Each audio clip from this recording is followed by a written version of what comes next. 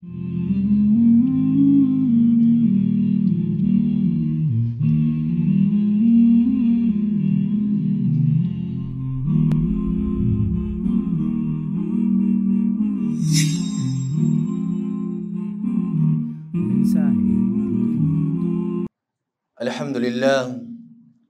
Alhamdulillahilladzi arsala rasulahu bil huda wa dinil haqq liyudhhirahu 'ala ad-din kullih walau karihal kafirun. Wa asyhadu an la ilaha illallah wahdahu la syarika lah. Lahul mulku wa lahul hamdu wa huwa 'ala kulli syai'in qadir. Wa asyhadu anna Muhammadan 'abduhu wa rasuluh sallallahu alaihi wa ala alihi wa sahbihi ajma'in, amma ba'd. Ibadallah, usi nafsi wa iyyakum bittaqwa haitsu qala jalla wa ala ya ayyuhalladzina amanu taqullaha haqqa tuqatih wa la tamutunna illa wa antum muslimun. Alhamdulillah, ang lahat ng papurit pasasalamat ay tanging nauukol lamang sa nag-iisang Diyos na tagapaglikha kay Allah, na kung saan siya ang nagpadala ng sugo na walang iba kundi si Propeta Muhammad sallallahu alaihi wasallam, na may gabay at ganun din wadinil haq, at ang reliyon ng katotohanan walang iba kundi ang Islam.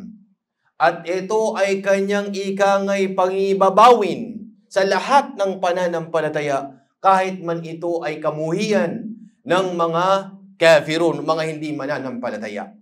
Ako'y sumasaksi na walang ibang Diyos na dapat sambay maliban lamang kay Allah, nag-iisang walang katulad.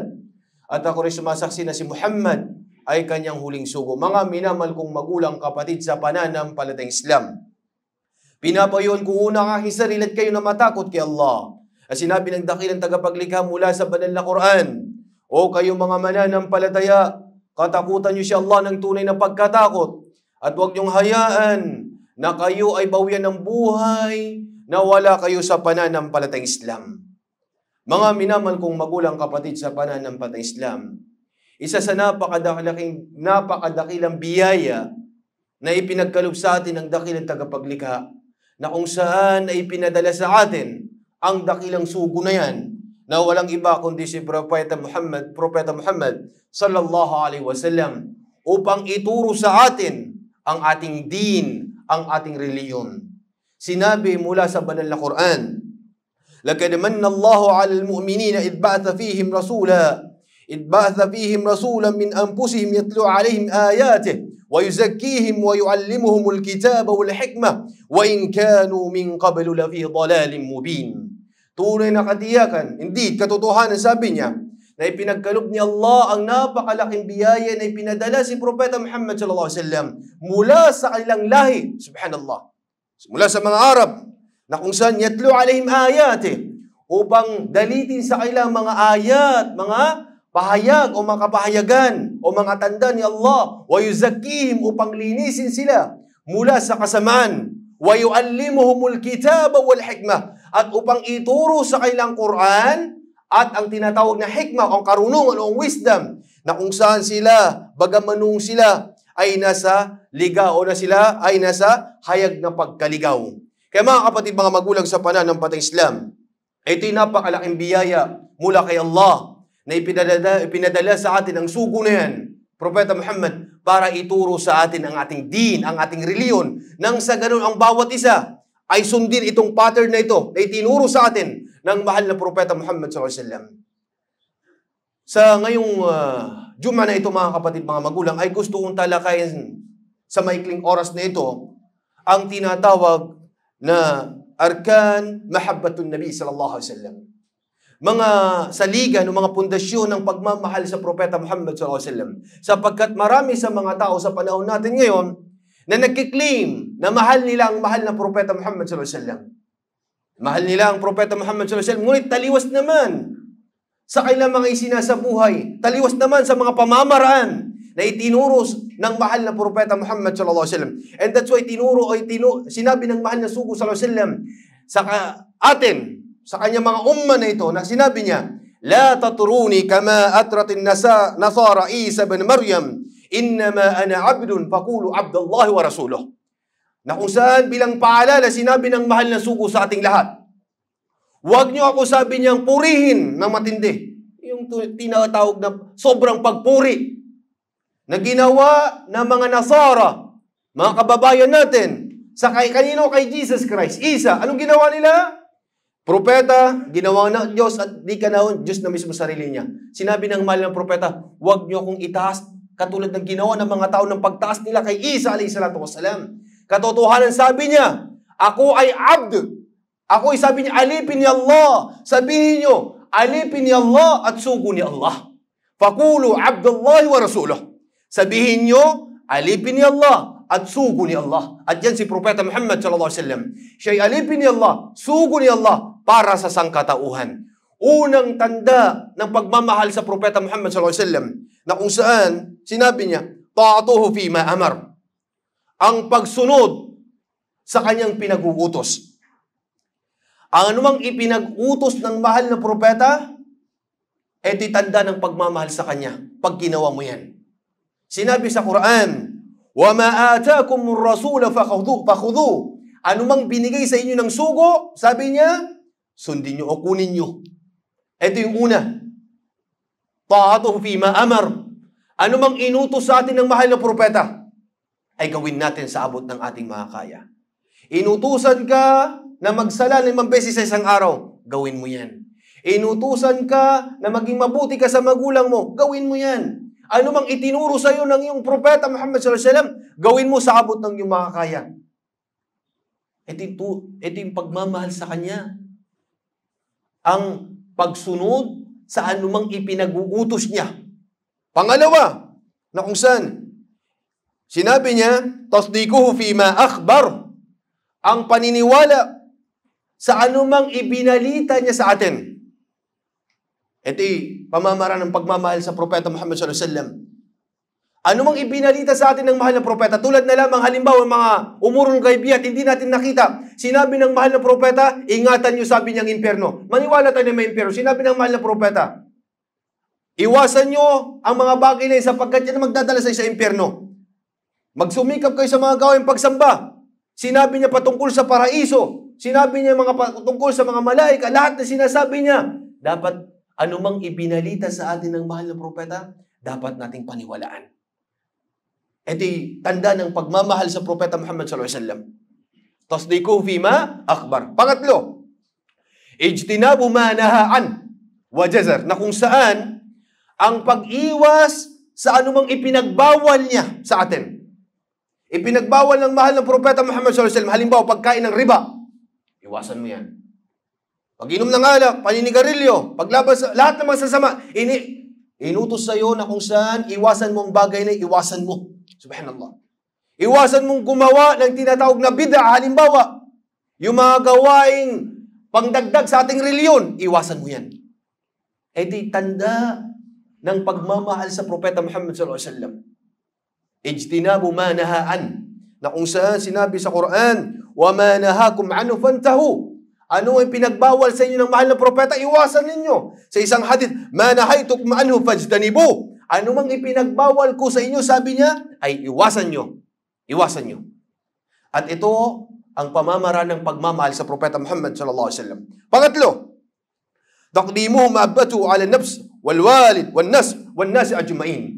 Na kung saan ay dapat inuuna natin ang pagmamahal sa Propeta Muhammad sallallahu alaihi wasallam. Higit pa sa sarili natin, sa mga magulang natin, sa mga anak natin, at sa lahat ng mga tao. Allahu Akbar.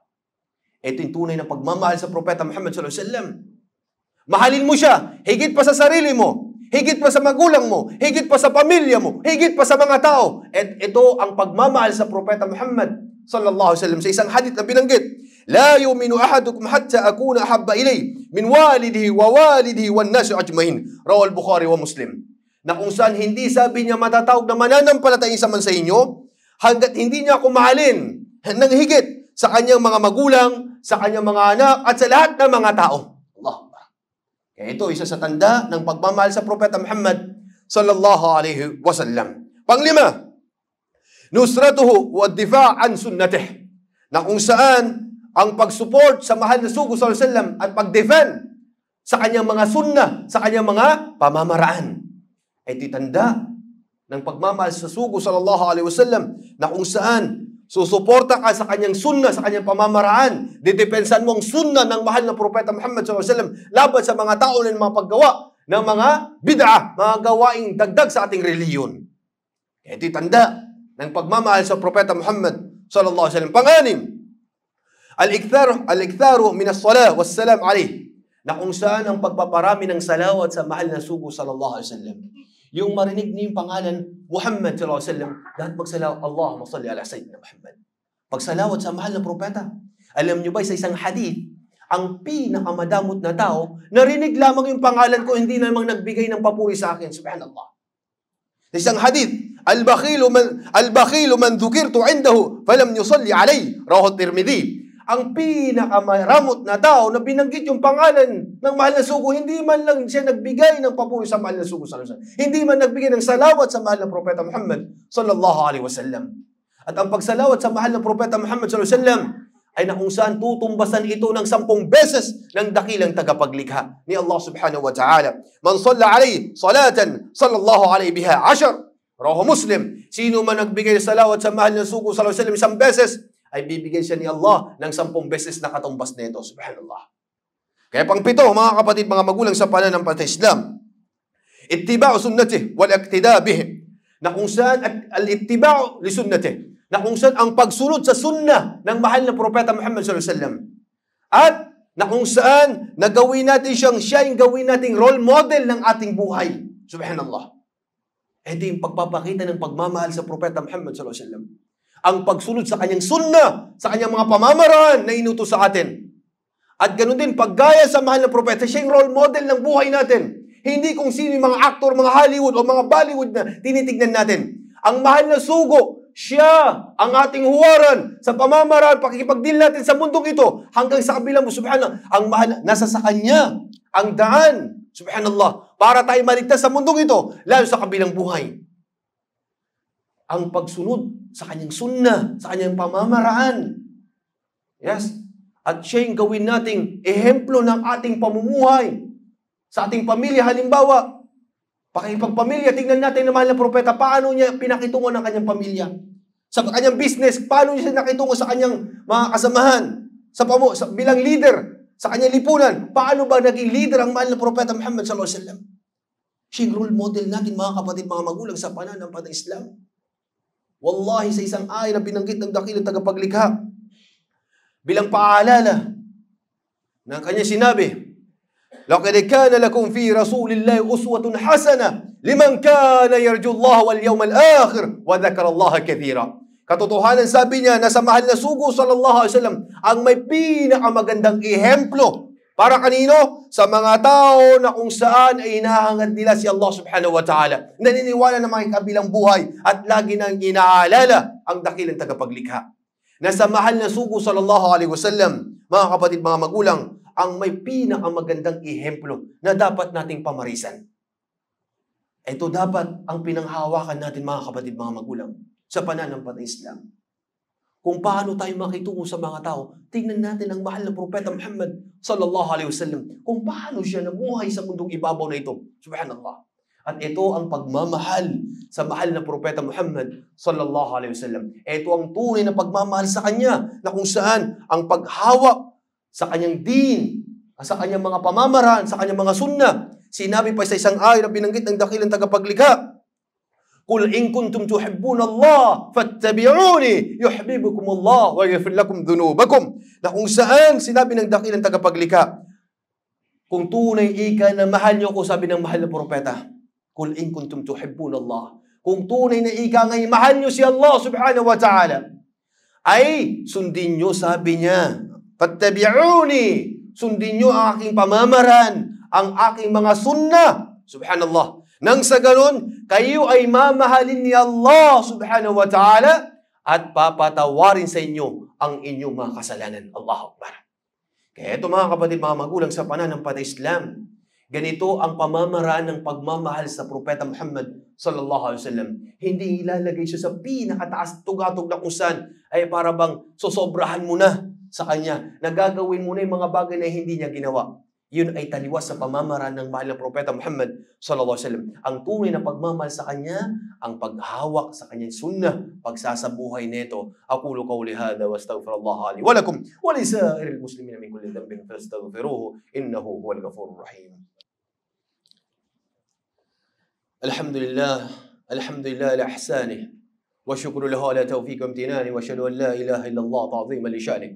وأشهد أن محمدا عبده ورسوله الداعي إلى رضوانه اللهم صل وسلم وبارك على سيدنا محمد وعلى آله وصحبه أجمعين. Mga minamahal kong magulang kapatid, magulang sa pananampalatayang Islam, ang mahal na sugo sallallahu alaihi wasallam, tunay na siya ay awa para sa sangkatauhan. Subhanallah. Nung siya'y pinanganak, subhanallah, siya'y pinadala ni Allah subhanahu wa ta'ala. Itong batang ito na lumaki na kung saan ay ginawang propeta, sugo ni Allah para awa sa sangkatauhan. وَمَا أَرْسَلْنَاكَ إِلَّا رَحْمَةً لِلْعَالَمِينَ. O ya Muhammad, hindi ka namin pinadala bilang awa para sa sangkatauhan. Mga kapatid, mga magulang sa pananampalatayang Islam, sapagkat binabanggit natin ang mga bagay nito, sapagkat may mga tao na kung saan siniselebrate ang kapanganakan ng mahal na sugo sallallahu alaihi wasallam. Ito'y walang kinalaman sa ating pananampalataya. At hindi ito itinuro ng mahal na Propeta Muhammad sallallahu alaihi wasallam. Na kung saan sa isang napakagandang sinabi ng ating Sheikh, ni Sheikh Uthaymin rahimahullah, al-ihtifalu bi maulidin Nabi sallallahu alaihi wasallam bid'ah لأنه لم يفعل في عهد النبي صلى الله عليه وسلم ولا في عهد الخلفاء الراشدين ولا الصحابة ولو كان خيرا لسبقونا إليه. Sinabi ng ating mga ulama, ng ating mga, ito pinagkukuha natin ng kaalaman, ng ating din, ang pagsiselebrate sa kapanganakan ng mahal na sugo, sabi niya, ay ito ay matatawag nating bid'ah. Bakit? Sabi niya, sapagkat hindi ito nangyari sa panahon ng Propeta Muhammad sallallahu alaihi wasallam. Hindi sinelebrate ng mahal na propeta ang kanyang kapanganakan. Panahon ng mahal na sugo sallallahu alaihi wasallam, wala siyang selebrasyon. Subhanallah. Walang nangyari selebrasyon sa kanyang kapanganakan. Ganon din, matapos ang mga khulafa ar-rashidun, si Abu Bakar, si Umar, si Uthman, si Ali, wala ni isa man sa kanila ang nag-celebrate ng kapanganakan ng mahal na sugo sallallahu alaihi wasallam. Subhanallah. Ang mga sahaba, ang mga kompanyo ng mahal na sugo sallallahu alaihi wasallam. At tandaan niyo itong mga sahaba, hindi ito basta-basta. Mga sahaba, mga kompanyo ng mahal na Propeta Muhammad sallallahu alaihi wasallam. Wallahi na kung saan sila yung pinaka-aalamun nas bidinillah. Sila yung pinaka-may alam sa reliyon ni Allah. Ang mga sahaba, ang mga kasama ng mahal na Propeta Muhammad sallallahu alaihi wasallam. Sila rin, ahrasul khalqi alal khair. Sila yung pinakamatindi sa paghawak ng kabutihan. Sila rin, asyaddun nasi hubban lin Nabi sallallahu alaihi wasallam. Sila yung may pinakamatinding pagmamahal sa Propeta Muhammad sallallahu alaihi wasallam. Ito yung mga sahaba. Sila, kahit sarili nila, subhanallah, ilalagay nila sa unahan para depensahan ng mahal na Propeta Muhammad sallallahu alaihi wasallam. Subhanallah. Tulad na lamang ni Abu Bakar, naglalakad sila, minsan natatakot si Abu Bakar, nararamdaman niya sa panganib ng mahal na sugo. Nasa unahan siya, baka naman nararamdaman sa likod, may panganib, likod na naman siya. Wallahi, ginagamit niya sarili nila, depensahan nila. Pagmamahal nila sa mahal ng Propeta Muhammad sallallahu alaihi wasallam, mga sahaba, subhanallah. At sila rin, na kung saan, ang aktharu tamassukan, bisunnati Nabi sallallahu alaihi wasallam, bisunnati Nabi sallallahu alaihi wasallam, sila may pinakamatinding paghawak sa sunnah ng mahal ng Propeta Muhammad sallallahu alaihi wasallam. Ganun pa man, ay hindi sila nag-celebrate ng kapanganakan ng mahal na sugo sallallahu alaihi wasallam. Kung ito ay mabuti, ang celebration na yun na ginagawa nila, celebrate na kung saan, ginawa na nila yun. Subhanallah. Ginawa na nila yun. Kaya ito bilang pagpapaalala, mga kapatid, mga magulang sa pananampalatayang Islam, ng ating pananampalataya ay kompleto at ganap. At ipinagbabawal dito ang tinatawag na bid'ah. Mga gawaing innovation na tinatawag. Pagdadagdag especially sa ating din, na kung saan sinabi ng mahal na sugo sallallahu alaihi wasallam, wa syarrul umuri muhdathatuha wa kullu muhdathatin bid'ah wa kullu bid'atin dhalalah. Na kung saan lahat ng mga pinakamasamang mga bagay ay ang mga gawaing imbento. Pinakamasama, especially sa din, mag-iimbento ka sa reliyon mo, pinakamasama yan, subhanallah. At sabi niya, lahat ng mga invento na yan ay matatawag na bid'ah, subhanallah. Kaya mga kapatid, mga magulang, maging aware tayo, subhanallah. Panghawakan natin ang sunnah ng mahal na Propeta Muhammad sallallahu alaihi wasallam sa tamang pamamaraan na kung saan nang sa ganun ay tayo maligtas mula sa kapahamakan. Wallah, ang ating din, ang ating reliyon, bago pa man lisanin ng mahal na propeta, ay kumpleto na. walang dagdag bawas sa ating pananampalataya. Walang dagdag bawas sa ating pananampalataya. Kaya panghawakan ang Quran, sunna ng mahal na propeta, nang sa ganun, ikay maligtas sa mundong ito, lalong-lalo na sa kabilang buhay. Dalangin ko kay Allah na naway gabayan niya tayo at patatagin ang ating pananampalataya at iunawa tayo sa anumang kapahamakan sa mundong ito, lalo na sa kabilang buhay. Inna Allaha wa malaikatahu yusalluna ala nabi. Ya ayyuhalladhina amanu sallu alaihi wa sallimu taslima. Allahumma salli ala Muhammadin wa ala ali Muhammadin kama sallaita ala Ibrahim wa ala ali Ibrahim innaka Hamidum Majid. Wa barik ala Muhammadin wa ala ali Muhammadin kama barakta ala Ibrahim wa ala ali Ibrahim innaka Hamidum Majid. Allahumma arina al-haqqa haqqan warzuqna ittiba'ah wa arina al-batila batila warzuqna ijtinabah. Allahumma la tada fi maqamina hadha dhanban illa ghafarta wa la hamman إلا فرجته ولا دينا إلا قضيته ولا حاجة من حوائج الدنيا والآخرة إلا قضيتها رب العالمين. اللهم أعز الإسلام والمسلمين. اللهم أعز الإسلام والمسلمين. اللهم أعز الإسلام والمسلمين وأذل الشرك والمشركين ودمر أعداء الدين يا رب العالمين.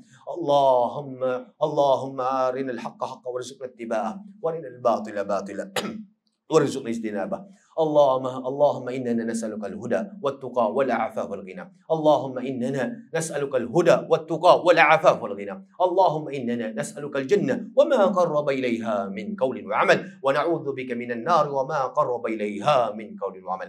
اللهم اغفر لنا ذنوبنا وذنوب آبائنا وأمهاتنا وأصدقائنا وأقربائنا ومن سن إلينا معروفا ولجميع المؤمنين والمؤمنات الأحياء منهم والأموات برحمتك يا أرحم الراحمين.